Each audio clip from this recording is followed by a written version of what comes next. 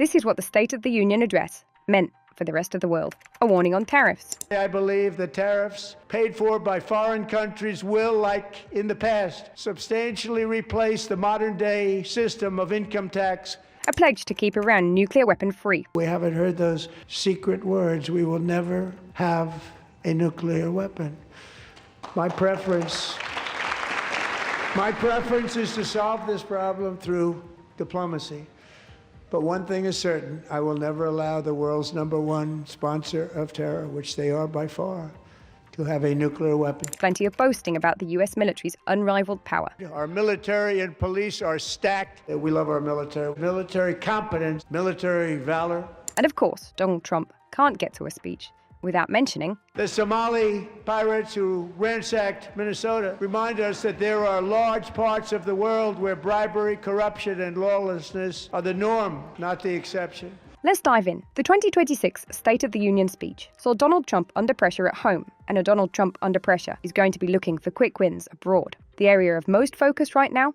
Iran, where the US has built up its biggest regional presence since the Iraq War. As we heard, Trump wants the world to know he's not going to accept anything short of an assurance that Iran will never build a nuke. For decades, it had been the policy of the United States never to allow Iran to obtain a nuclear weapon. Many decades. Since they seized control of that proud nation 47 years ago, the regime and its murderous proxies have spread nothing but terrorism and death and hate.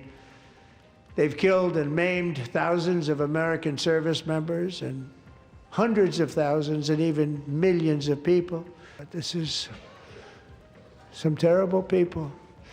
They've already developed missiles that can threaten Europe and our bases overseas, and they're working to build missiles that will soon reach the United States of America.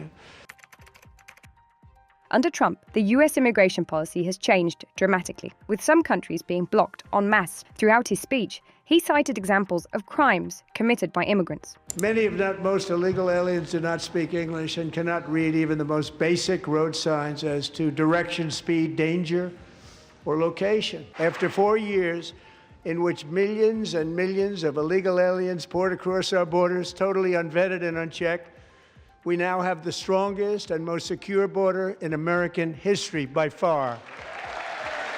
In the past 9 months, 0 illegal aliens have been admitted to the United States.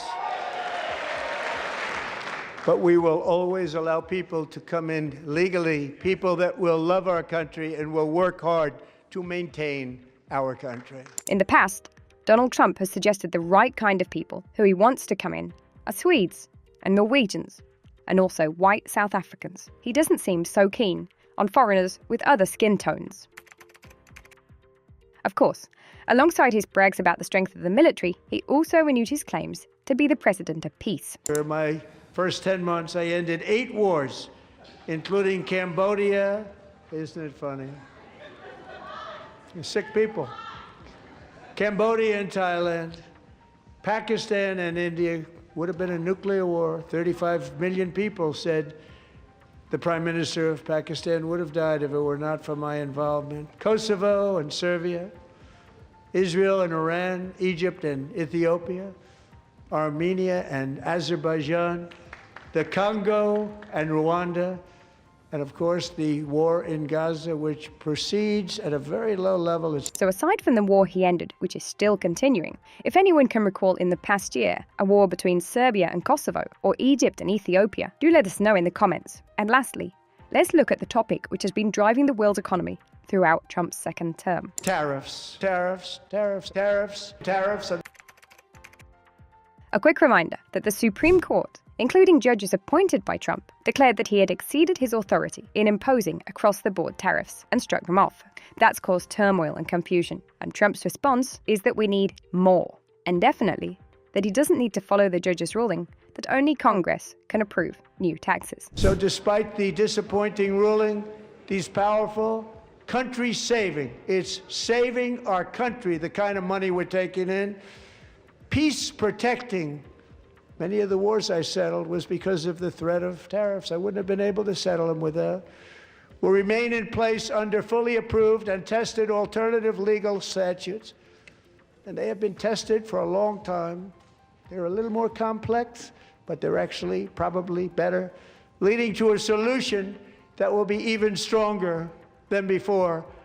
Congressional action will not be necessary. So broadly, on immigration, military intervention, and the economy, the message is that we can expect more of the same, if anyone knows what that is. I'll let Donald Trump have the final word. And when God needs a nation to work his miracles, he knows exactly who to ask. There is no challenge Americans cannot overcome, no frontier too vast for us to conquer, no dream too bold for us to chase, no horizon too distant for us to claim.